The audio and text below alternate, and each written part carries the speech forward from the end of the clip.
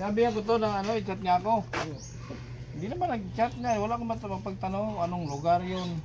Sabi chat niya ako, di man nag-chat na. Nabisi na po sa eskwelahan. So kailan ang ano mo graduation? Patay ako ng 3-5 boy. Ako na. 3-5. Ano yung 3-5 na yun? Para saan? Graduation fee, 1K. Ba't may bayad na ang graduation mo yan? Tapos, pugka, 500. Tapos, yearbook. Okay. 3-5. Pag wala ka nun, hindi ka maka ano? Ano pa halimbawa, hindi ka makapag-provide ng 3-5? Anong nangyayari? Depende. Ang ano nila, pwede next year lang mo sabay. Pero, pwede ba ka nang ano man ang daw bayad? Pero tama na 24. Pwede staggered payment. Installment. Karoon nga bulan. Kailangan mo talaga yun. Papa mo, papa di eh. Nagpaaral si papa mo? Dalawa sila mama. Dalawa. Pero wala eh, mahina man nakita ni kuya. Hindi daw niya may provide. Kaya nag-chat siya sa akin kanina umaga. Chat ko gawa ng pagkain mo. Wala daw siyang iba ng malolan doon sa ibang malapitan. Anong oras ba yun? Basta mga alas 10 yata. Mga alas 10 ko nabasa. Yung chat niya, alas 10 no? Sabi yung sa cellphone niya, mga alas 10. Sabi ko, ano? Uy, mga kumamas ko si kuya. Siya ba yan nga, siya daw, siya yung ano, siya nga yung tapos yung putol nga. Ito, okay. Hinahanap ko ito noon, di ka naman nag-chat sa akin. Kasi babalik pa dapat na doon. Yung kasama nating driver noon, napapunta ron, wala na sa akin. Bumalik na sa ano na, bumalik sa Samar. Kaya di ko na alam papunta ron. Hindi ko matandaan kung saan tayo dumaan. Hindi mo ako taga rito. Ikaw, inaasahan ko na hindi ka naman nag-chat sa akin. Wala na. Kaya hindi mo nakabalik doon. Dapat babalik pa ako doon eh. Kahit pang bigas man lang nila doon. Humina daw ang biga, no? Humina ang saging. Magkano upa mo dyan? Yung upa nga pala dyan. Ba't di ka sumabay doon sa kanila? Masulan mo ko pag biyahe-biyahe na po. Pag naikinanglan sa eskwelahan, labi na sa Ba't malayo ba dito yung ano nyo? Sa baba? Sa baba ka? Saan sa baba? Sa Purok 15. May vlog ako doon yung pinadito si Digamo. Sa baba ka pala. Malapit ka sa terminal? Distance. Purok 15 sa likod ng munisipyo pababa. Sige. Sinong bigay ko na lang yung ano. Pinadito niya. Sinong hawak tong ano, pera? Ay siya na. Ha? Siya na. Ito kayo tao pa sir. Ha? Ito na kayo nangatao pa. Ito, para mag-graduate ka. Ha? Kailangan mo ko nagdawan din eh. Para sa iyo lang ko na. Ulam na.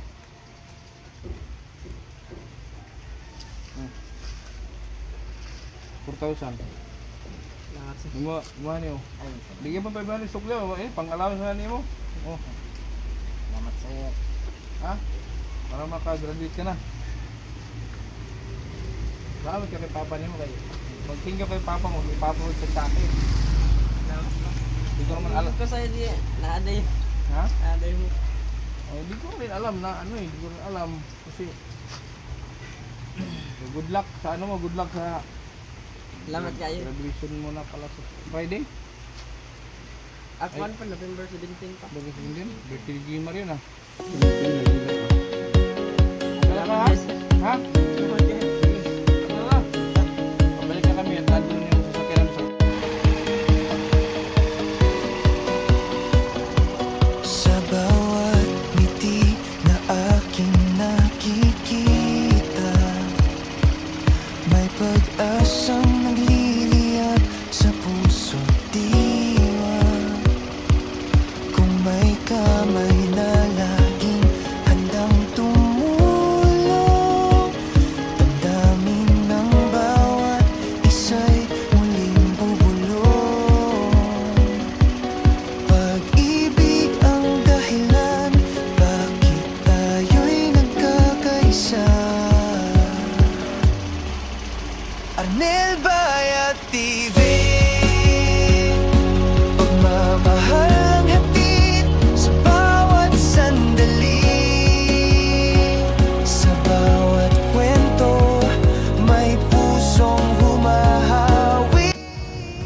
yun sa mga sa mga wiring sa kaliwa, sa mga bahay.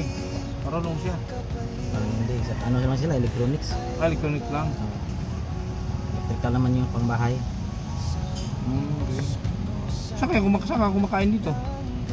Doon sa kapatid ng asawa ko. Paano pagkain mo? Ito. Ipit lang sa... Yan pa rin? Oh. Oh? May function ba to sa... Ipit mo yung kutsara. Ano? Doon unahan konti sa pinuntahan natin sa boarding house.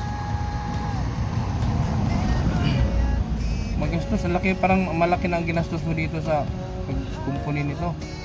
Ay, malaki-laki rin.